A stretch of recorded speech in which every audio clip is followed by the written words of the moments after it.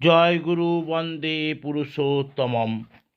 যাজন হচ্ছে পরিবেশকে ইষ্টের ভাবে ভাবিত করে তাতে যুক্ত করে তোলা।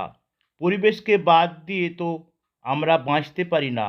তাই পরিবেশকে গড়ে তোলার জন্য আমাদের সক্রিয় প্রচেষ্টা চাই।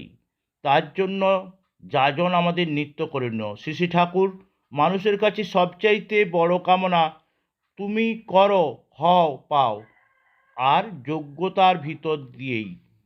শ্রী শ্রী ঠাকুর বলেছেন যাজনের মতো আর কোনো ওষুধ নেই। যাজন ইজ দ্য বেস্ট টনিক। ঠাকুর সম্বন্ধে জানার পর আপনি যজন হলো সেই কথা যদি ঠাকুরের কথা যদি আপনি কারো কাছে না বলেন তাহলে তো হয় না। সেই বলাটাই হচ্ছে যাজন। আপনি কিভাবে যাজন করবেন বা আমরা কিভাবে যাজন করব? শ্রী ঠাকুরের বলা আছে যাজনের নির্ণায়ক এই যে মানুষ তোমাকে ছাড়তে চাইবে না, নিজে থেকে দীক্ষার জন্য উদ্গ্রীব হয়ে উঠবে। যাজন করতে করতে এমন শিক্ষিত হওয়া যায় যে 2-3 মিনিটেই মানুষ দীক্ষার জন্য পাগল হয়ে ওঠে, অগ্নিদীপ্ত হয়ে ওঠে।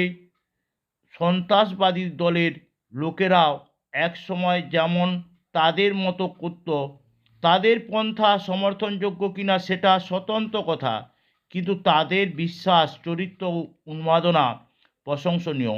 নাম নাও, রোগ সেরে যাবে, মোকদ্দমা জিতবে, অঢেল টাকা পাবে, কোনো কামনা অপূর্ণ থাকবে না।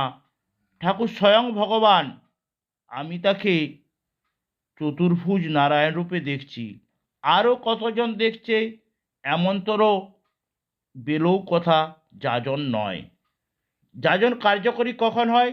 শ্রী শ্রী ঠাকুর বললেন যাজনের ক্ষেত্রে তোমাদের কথাটা মুখর হয়ে উঠুক। প্রত্যেকটি মানুষের স্বস্তি, শান্তি, তৃপ্তি ও সেবা আগ্রহ, অভ্যাস ও বুদ্ধি যদি কারো থাকে, তা তার অন্তরে একটা সক্রিয় সন্দিষ্ণু সম্বর্ধনী ব্যাকুলতা সৃষ্টি করে। অন্য তার কাছে এসে টের পায় যে মানুষটা সত্যি তাকে ভালোবাসে ও তার ভালো যাতে হয়, সুখ সুবিধা যাতে হয়, বাস্তবে তা করতে হয়। এতে যাজিত যে তার প্রতিরোধ বুদ্ধি ঢিলে হয়ে যায়, গ্রহণ মুখরতা বিকশিত হয়ে ওঠে।